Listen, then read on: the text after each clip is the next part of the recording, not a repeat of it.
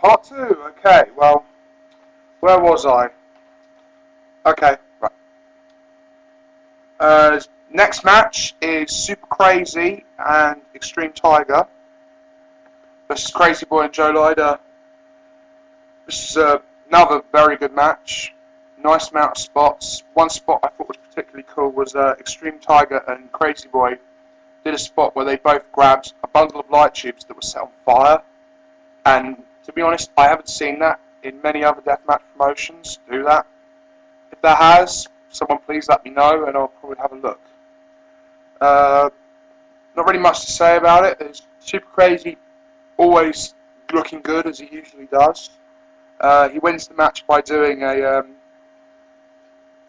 sort of modified moonsault where he flips over the top rope from one side of the ring, jumps onto the second rope or the other side area, and does a moonsault. Then afterwards hits a neck breaker for the 1-2-3 and wins the match. Now the next match is not really your traditional lucha libre style match. This one's more sort of an American style death match where it's just get the weapons, hit each other, and hopefully they fall over. And it's Angel and Supreme, both XPW wrestlers. Angel is known as a wrestler called the Hardcore Homo, and basically his whole character is he's gay. He's very, very gay. I mean, he moons the audience. He basically does the stink face. He pulls his trousers down and tries to rub his nuts in the person's face. Sorry about that. That's my friend getting a call. Supreme, if you've watched my last review, know that he won the King of the Deathmatch on Baptized in Blood. And versus Halloween and Damien 666. This is another very, very violent match. This is probably the most violent match of the entire show.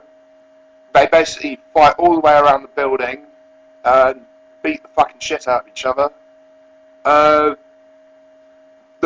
highlight of the match was Halloween sets up a double stack table and puts Angel on top of the top stack of the table and does a splash. Very cool spot. Match ends when Halloween and Damien 666's valet comes into the ring. Supreme tries to, get into an awkward position where it looks like she's about to give him a blowjob, and she low blows him. So then Damien comes in, gets a back suplex onto this pile of broken tables, light tubes, barbed wire, and thumbtacks, and wins by doing that. Very violent, very good match. The next match is Lufisto versus Joe Lyder. This match is a woman versus man death match, and let me say this takes domestic violence to a whole new level. Very violent. Lufisto is a woman. You wouldn't really expect most women to be able to hang with a man in a death match, but to be honest, she holds her own. And I know Lufisto's reputation. I mean, she's beaten the Necro Butcher in a death match before. She's wrestled loads of death matches against women and men, so she's got the reputation. So I know that she probably was able to hold her own, and she did very well. But unfortunately, Joe Lyder wins by doing Spanish Fly off the apron through a light tube bridge. Now the next match is Damien 666 in a tag team match without Halloween. And this is very rare because they're usually always tagging with a guy called Dragon Shiru. Now Halloween actually shows up at the start of the match and tries to pick a fight with someone, but security run him out the building. But they're facing the team of Crazy Boy and Joe Lyder. And Crazy Boy at the start of the match comes in basically with a chair that's on fire. It's very, very insane match. A lot of light tube uses, a lot of beating up. I didn't really see much of Dragon Shiru, but we saw a lot of tag team moves from Joe Lyder and Crazy Boy. In fact, Crazy Boy does a really awesome move where he climbs a porta potty, walks onto this sort of balcony area, and does a moonsault into the entire group of guys. Later on in the match, they basically do one of the old sort of Hardy Boys tag team moves.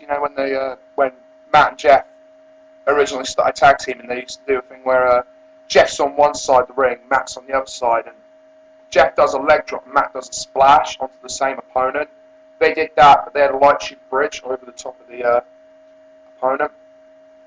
Very good match, and match ends when I think either Joe Lyde or Crazy Boy does a suplex onto Damien 666 onto a light tube, wins the match, but they still keep beating him up, and eventually Halloween comes in, and they just basically run riot and beat the shit out of everyone. There are special features on the DVD, but I'm not going to bother covering them yet. I might cover them another time. Don't really count on it. I probably will when I can. Other than that, should you buy it? If you're a fan of deathmatch wrestling, or if you're a fan of seeing a new kind of deathmatch wrestling, buy it, by all means. If you're not really a fan of deathmatch wrestling, because there are some pretty violent spots in it, you probably won't enjoy it, but oh well.